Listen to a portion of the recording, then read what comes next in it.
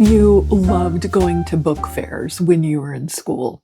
I know that I loved going to a book fair. Honestly, back when I was in school, though, I think it was less of a fair and more like they just passed out the little slips from Scholastic where your parents could choose books for you. You could choose books and you come with the money the next day. I remember as a teacher doing that as well. The book fair is more the big one at the library that you get to go to. But anyway, I have evidence that I took part in book clubs when I was younger because I found in an old box, man, I've been through a lot of moves in my life. This book has survived a lot, but I came across this little book and it's by Scholastic and it's called The Arrow Book of Poetry. And if you look closely at it, and I have a vague memory of getting to buy this through one of those school order slips. If you look closely, you can see in the corner that the price was 50 cents. Awesome. Not too many things, 50 cents. And when you open it up, the pages are quite yellowed.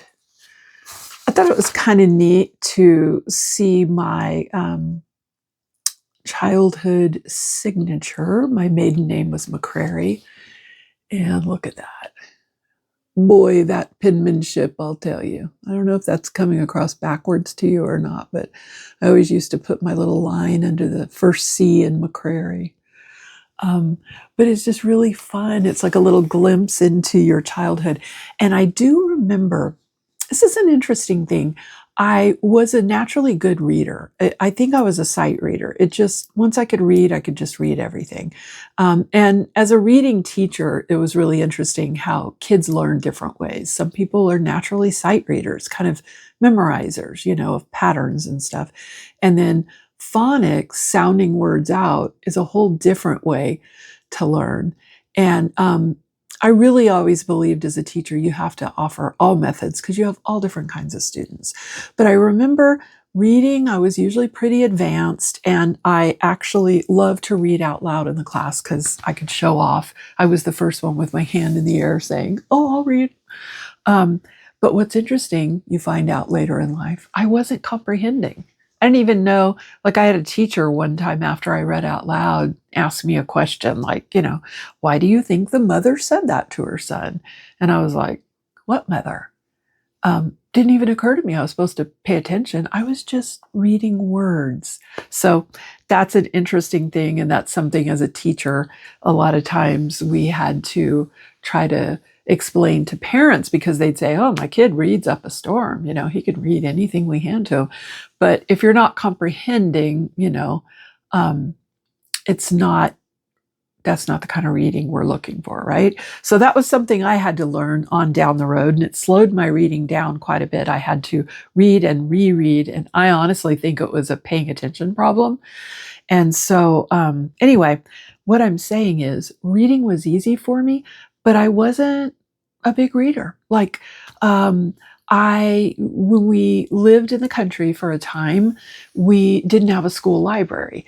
And so a bookmobile makes me sound like I'm 110, but no kidding. We had a bookmobile come to our school, drive up, and when it was our class day, we all got in this, it looks something like an RV or something, big old bus, and it's lined on all sides with books. And we could go in, we could pick books out, and then when the bookmobile came back, we could turn them back in.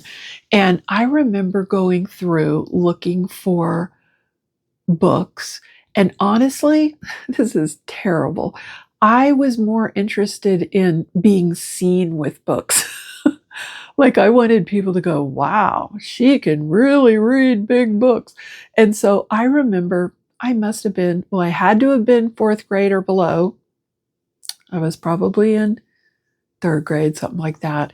And out of this bookmobile, I checked out Uncle Tom's Cabin. Now, why would I be interested in that book at that age? It was really big and thick, and I just figured it has to do with a cabin, and therefore it's probably good because it takes place out in the country. That's the extent of it. And little did I know, Uncle Tom's Cabin was quite a quite a statement book regarding the Civil War and the treatment of slaves and so forth. But I just didn't read a lot. So that brings us back to, why would I have chosen this book of all books to order from the Scholastic Book Club? I can tell you it was because poems are short. And I love poetry. And I used to tell my kids at school when I taught that as a kid, I loved poetry because I didn't want to read long books. I wanted to walk around with them, but I didn't want to read them. And so poems were quick, short, you're done with it in no time. And so sure enough, as you look through the book, this was kind of neat because I found a lot of little classics in here. What's the one? I used to have it marked, Langston Hughes, I Had a Friend. I don't know if you're familiar with that one. It's a beautiful poem. And starts with Eve Merriam's Where is a Poem? But as I was flipping through here in recent years, I found a poem that I've been using with the students at school when I teach poetry, because I have this whole kind of like a PowerPoint presentation I've put together about the basics of poetry. And one of the things I talk about is rhyme and rhythm. And I found this poem that I thought was the perfect example of rhythm to explain to the kids how it kind of has a beat. It's kind of like rap music. I mean, that's a rhythm. It's rhythmic poetry. And this poem is called The Pickety Fence by, is it David McCord, right. But what I would tell them, and I would read it to them, I would show them me hitting my hand on the desk, keeping a beat. And the poem goes like this, and I'll kind of tap out the beat. It's called The Pickety Fence. The pickety fence, give it a lick, it's the pickety fence. Give it a lick, it's a clickety fence. Give it a lick, it's a lickety fence. Give it a lick, give it a lick, give it a lick with a rickety stick. Pickety, pickety, pickety, pick. Fun, right? And I would show the kids how that's one way you can tell if a poem has a rhythm. See if you can beat out any kind of a rhythm. If it's free verse, it's not going to be rhythmic. It's not going to be rhyming. So there I go into teacher mode. But I was so excited to find in my old poetry book from Scholastic Book Fair or Book Club, the very poem that I've been using in recent years to teach the kids. Now, you always, with these older poems, have to go in and talk about vocabulary, because you notice it says, give it a lick. Kids nowadays would think that you were asking them to lick the fence, right? But what they need to understand is when they would say, way back in the day, give it a lick, they mean give it a hit. You know, kids in school, when they used to be paddled, they would say, how many licks are they going to get? Meaning how many hits. So anyway, those are always fun conversations to have because, you know, it's just new information for the kids and a whole different way of speaking. But that is my fun little find, my Scholastic Book Services. Let me see if there is I wanted to give you the date of publication. It's got to be in the 60s probably. And let's see, and let's hope it's not in Roman numerals. Oh yeah, okay. So the original copyright was 1965, and the fourth printing was 1968. So this would have been probably around 1968 when I got this. And of course, all the poems in it are from all different time periods.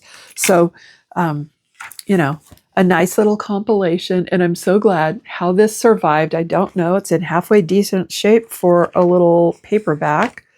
But yeah, kind of a neat little book and a neat, anything reminiscent. I'm all about nostalgia, you know. So you always hear me talking about my childhood and things that I find. I think it's really cool to get them on, you know, film, like record me talking about it. I feel like I'm capturing all these life memories from now and days gone by.